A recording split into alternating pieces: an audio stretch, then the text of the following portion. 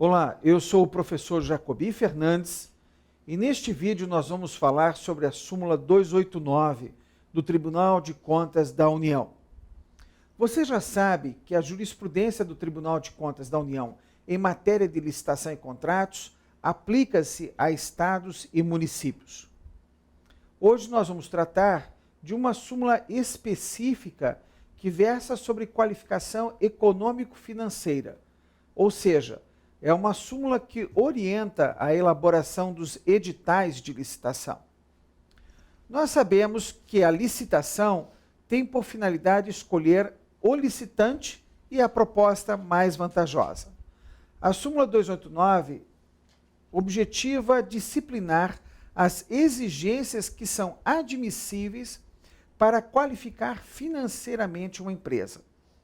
É óbvio que você não quer firmar um contrato com uma empresa que não tem idoneidade financeira ou que não tem condições de executar o contrato. Por isso, a súmula 289 é um bom indicativo de toda a jurisprudência do Tribunal de Contas da União que foi formada a respeito deste assunto. Nós vamos verificar, e acompanhem comigo na tela, o teor da súmula. Vou ler para os senhores. A exigência de índices contábeis de capacidade financeira, a exemplo dos de liquidez, deve estar justificada no processo de licitação, conter parâmetros atualizados de mercado e atender às características do objeto licitado, sendo vedado o uso de índices cuja fórmula inclua rentabilidade e lucratividade. Nós verificamos que as exigências de edital normalmente acabam ensejando a exigência de lucratividade e rentabilidade. Qual o faturamento da empresa no ano anterior? Isso não representa garantia nenhuma e viola a isonomia, porque favoreceria as empresas que tiveram maior rentabilidade, embora possam ter maior nível de endividamento também. Então, a jurisprudência vem se formando para estabelecer que os índices devem ser usuais e que o gestor público deve, ao definir os índices, cuidar para que o ambiente ainda seja competitivo. Isso significa o seguinte: o critério usual seria liquidez geral, liquidez corrente e solvência geral. Esses critérios que são chamados usuais foram fixados pela Instrução Normativa número 5, lá atrás, pelo antigo Ministério da Administração e Reforma do Estado, o MARI, Ministério da Administração e Reforma do Estado. Até hoje eles prevalecem na jurisprudência. Quando você exigir índices superiores a 1, você estará se afastando do procedimento geral e, portanto, deverá justificar. A jurisprudência do Superior Tribunal de Justiça veio a esclarecer que algumas exigências de edital são ilegais. São ilegais, por exemplo, você exigir que o balanço seja assinado pelo contador e pelo proprietário da empresa.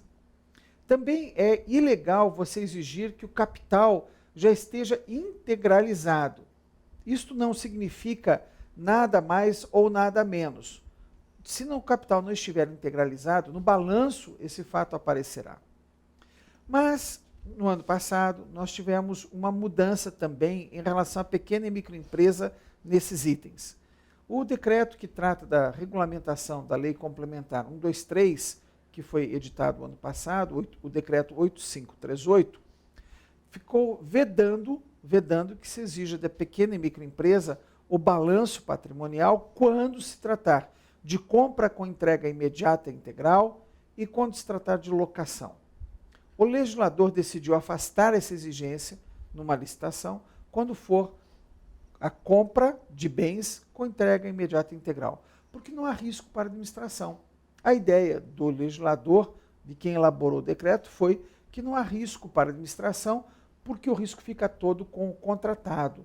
Ele tem que entregar o bem e vai arcar com o risco do pagamento da administração pública, que hoje, no Brasil, é uma realidade. A administração algumas vezes dá o calote na empresa contratada, seja por falta de recursos, seja por desatendimento de alguma burocracia. Então você vai acompanhar agora na tela 2 slides. O primeiro cuida de precedentes do Poder Judiciário que foram adotados em mandado de segurança e que estabeleceram proibições. Leia comigo agora na tela. Impossibilidade de exigir documento não essencial. Superior Tribunal de Justiça, primeira seção, MS 5624. Você só pode exigir documentos que são essenciais para a demonstração da regularidade e do atendimento da idoneidade financeira. Capital social integralizado. É vedada essa exigência de acordo com o Acórdão 6613 de 2009 da primeira Câmara do TCU e também outro acórdão, o Acórdão 170 de 2007 plenário. E a assinatura do balanço por contador é legal para todos os efeitos, não sendo válida a exigência de o gerente também assinar. Isso está no mandado de segurança 5631 e no MS 5595. E nesse outro slide que nós estamos lendo agora é o decreto 8538 de 2015, que regulamenta ME e EPP. No artigo 3º está colocado que pronta entrega e locação de materiais não será exigida da microempresa e empresa de pequeno porte a apresentação de balanço patrimonial. E agora um novo slide para você na tela, em que nós colocamos um pequeno texto, que foi elaborado aqui pela nossa equipe de comunicação. E começamos assim. A súmula 289 do Tribunal de Contas da União é de fevereiro deste ano, de 2016, e estabelece o que nós vimos agora. Os documentos, fica na tela para você, os documentos passíveis de serem exigidos como forma de medir a qualificação econômica e financeira dos licitantes encontram-se no disposto no artigo 31 da Lei 8666. E nesse sentido, nesse outro slide agora, nesse sentido, desde que devidamente justificado, a administração pode exigir a comprovação de índices contábeis mínimos como critério de avaliação de capacidade financeira do licitante.